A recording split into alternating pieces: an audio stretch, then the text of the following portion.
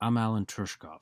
Join us today and enter our world of a cobbler to see the craftsmanship it takes to rebuild and restore footwear and other leather goods, as well as recommendations from our industry. Hi, this is Alan over at Cobblers Plus in Denver, Colorado. I was just gonna make a video. Hopefully I can make this one a quick one here for you, not an hour plus long or anything like that. But I've got a pair of Loake shoes here that we're gonna be resoling with a pair of rubber Dainite soles and the matching heels, of course. These originally had a leather on them. You can see that there's a hole forming there. The welt is starting to wear just a little bit. Well, not the welt, but the sole is wearing down to the welt there. And the gentleman had requested to get these replaced with Dainite. Rubber will grip a little bit better, and he feels like it'll be more comfortable for him. So everyone is definitely own preference. Some people prefer leather, some prefer Dainite, some prefer a Vibram. So everyone has their own flavor. Luckily there's a lot of soles out there for you to be able to try out. But like I said, I'll try to make this a fairly quick video. So I'll start off by removing the heel base on here, and then the sole as well. And after I got all that off, I'll get back to you here and show you what the insides look like. Like I said, I'm trying to make this one a bit of a shorter one, so I'm not going to show you the whole process. If you really want to check out the whole process, I've got other videos you could check out on our page as well, with the entire process of how we resole them as well. There's not necessarily these shoes, but other shoes out there. But anyways, I'll go ahead and get started, and we'll see you back in just a little bit. All right, so we got the sole off of one of these there. You can see that the cork's gonna need to be replaced there. So I'm gonna basically just remove all that. I'm gonna sand out this area a little bit, pull all the old stitches out, refill the cork. Got the shank there, it's a wood one. Double checked it's still in good shape there. I'm gonna make sure to glue that back in as well before we replace the cork. But I was just gonna show you real quick. We've got that heel base off, and you can see all those gripper nails sticking out right there. We're gonna, of course, well, I already removed them from here. We're gonna remove these ones. Wow, it was a little sharp, kind of whacked it there. But we usually clip them off, and then after we got the sole off, then we just hammer down the nubs back through the inside right here and pull them out underneath this insole here. That's usually how the heel bases are nailed down, so they're glued on, and then we've got the nails that run through it.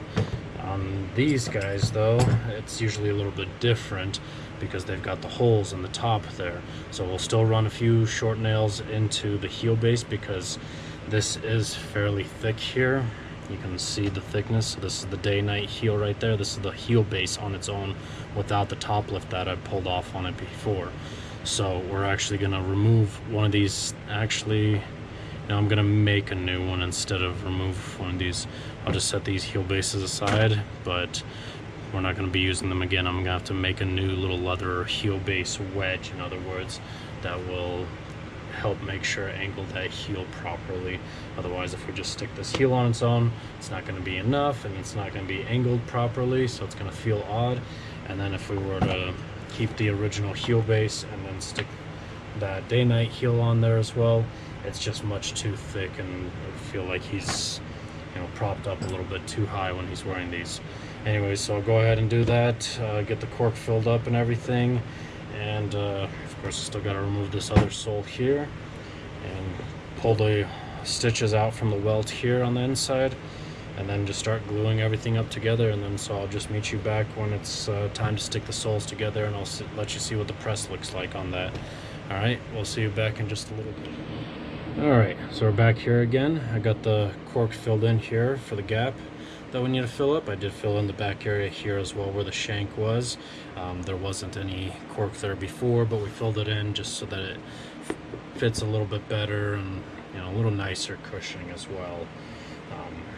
But didn't have to, but it definitely gives it a little bit more of an upgrade when you do that. Anyways, I just pulled this sole out of the oven here.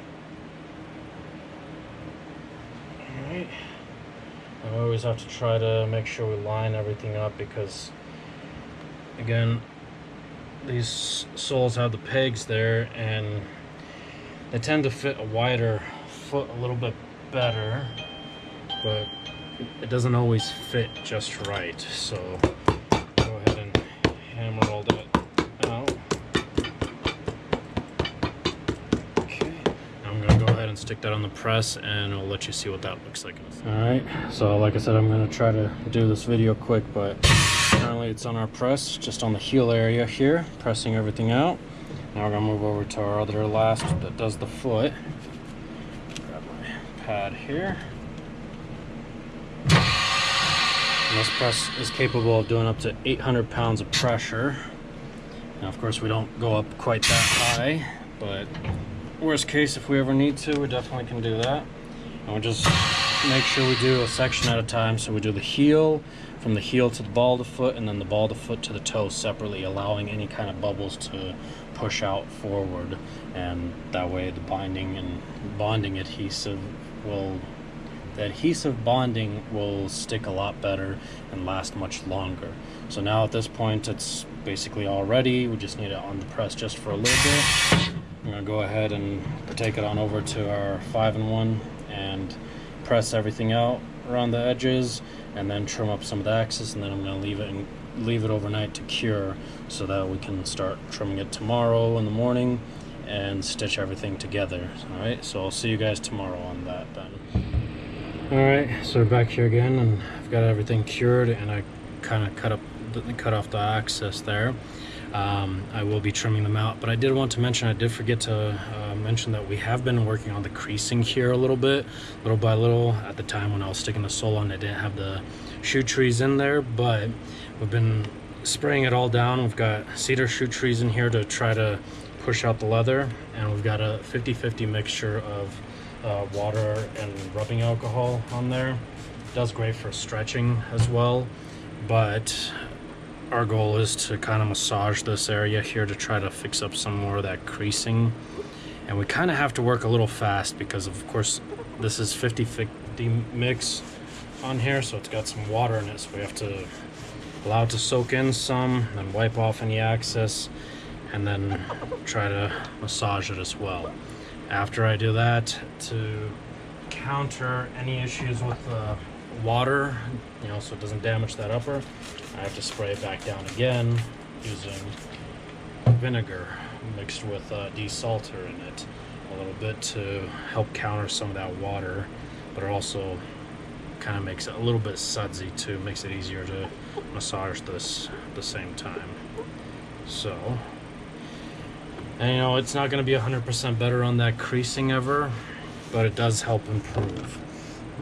And this is one of the things why we recommend always having cedar shoe trees to store your shoes in, to have them in the shoes to store them, because of course it's going to help wick away the moisture a lot. It will also help with fixing any of this creasing, at least some. You know, it might not be 100%, of course. It just depends on the type of leather, the design of the shoe, and where your bend points are on the shoe. So it'll definitely help improve it, but you know, might not always be 100%. So we got to make sure we got those cedar shoe trees in, especially on a nicer pair like these Lokes here. Gotta treat them right. This gentleman here, he picked up shoe trees for these as well, so you know, at least he's taking a step in the right direction in doing so. Just kind of rub some of that in the toe there. And there we go. And we're just gonna leave those shoe trees in there while we continue to work on them with sanding it out. Like I said, I won't bother you with the sanding edges on it. I'm trying to make this a little bit shorter, and I won't bother with the stitching aspect on it as well. You can probably check that out in some of our other videos if you'd really like to. They're a bit longer videos than this one will probably turn out to be, but you can at least see the whole stitching if you're very interested on that. So I'll go ahead and sand everything out here and trim it, stitch everything. Of course, I'm going to mark where the heel base is going to go, and then I'm going to continue working on the heel base. So we'll see you back in a little while when we continue on working on these. So see you later. Alright, so we're back here again. Sorry I didn't show you guys this, but I did attach the heel base on here, and I ran the nails in on the inside here. Can't really tell just because there's a lot of leftover scrap material from the insoles. Well, the padding at least just fine very, very thin piece. But I ran gripper nails in for the heel base on here. Also underneath, I did run some of the brass clinch nails, if I can get one, for the sole to, so just like that there from the sole basically, so that kind of grabs hold of the sole nicely. And then of course the heel base is nailed in as well. And now I've got the top lift heels. And I apologize, I didn't really show too much of that just because I've been very busy and there's a lot going on. Videos do take, of course, a bit more time, and you know, like right now I've got multiple other shoes that I'm working on at the same time. You know, we have to do it that way. It's just not practical or functional for us to just work on one pair at a time. It just would be run out of business basically because of that. But anyways, at this point I'm gonna go ahead and start running nails in. I'll just show you the one there real quick. Again, this is supposed to be a shorter video, but there's that one nail. It's not all the way in, so take our punch tool. There we go. And it's all the way in there. You could see a little bit of a glimmer probably. I'm gonna go ahead and go around all these holes here that are on the Dainite heel, except for the center one. We never do the center one just because even though these gripper nails don't go all the way through, at least on this thick of a heel base and sole, we still have to kind of keep an eye out for that, and hopefully nothing ever happens where a heel gets a nail poking through. Now if these ones ever poke through on the sides, it's a much slimmer chance because most of these heel bases still have a bit of a rounded curvature to it, but the middle area tends to be more sanded out, so it's a little bit thinner. So we avoid putting a nail into that center one right there. I just wanted to point that out. But all these outer ones are the most important ones anyways, and that's where we run the nails. But I'll go ahead and do all that around, and I'm gonna go ahead and let them cure overnight all the way, and then tomorrow I'll be back in here to double check to see how the nails are sticking up, glue the insoles in, and then start trimming out everything. I'll actually check out the heels here here in just a little bit, and if I need to hammer some of them out some more or anything, then I'll do so. But tomorrow I'll glue that insole in there and start trimming the rest of the heel out and going through and finish out the edges on this. So we'll see you tomorrow then on this. All right, so we're back here again. We've got the soles on there. We actually sanded everything out around the edges, and at this point we're just going to put a edging varnish on here and wax that up. But right after I do that, I'm actually going to hand the shoes off to our shine expert here, Sebastian. He's going to go ahead and treat the uppers on these and give them a full shine treatment. I'll leave a link down in the description for that video. We won't add it into this one again because we're going to try to keep this one at least a little bit shorter. But if you really want to check it out, make sure to like his video on that one as well. He's trying so hard also with making these videos, getting all excited and everything, and he's been having fun with it just like I've been having fun. So all right, so I'll hand these off to him, take them on over to the shine area, and we'll see you guys back here in a little bit after he finishes up with the shine on those. All right, so Sebastian finished these up here, give them a good little shine and upper treatment all around. Got those Dainite soles on there, look nice and pretty. So at this point we're all finished basically with these. Again, Sebastian, my son, he's kind of a learning. That's how I started out, at the same age as him, shining shoes and everything. I think he's been doing pretty good. Needs a little practice on certain types of leathers, I guess you can say, but some of those certain types, they can get a little challenging even for people who have been doing this for decades even too. So but anyways, I hope you enjoyed the video on my end here as far as resoling these with Dainite. If you want to check out his video on how he treated the uppers, he used the Saphir Medaille D'Or line.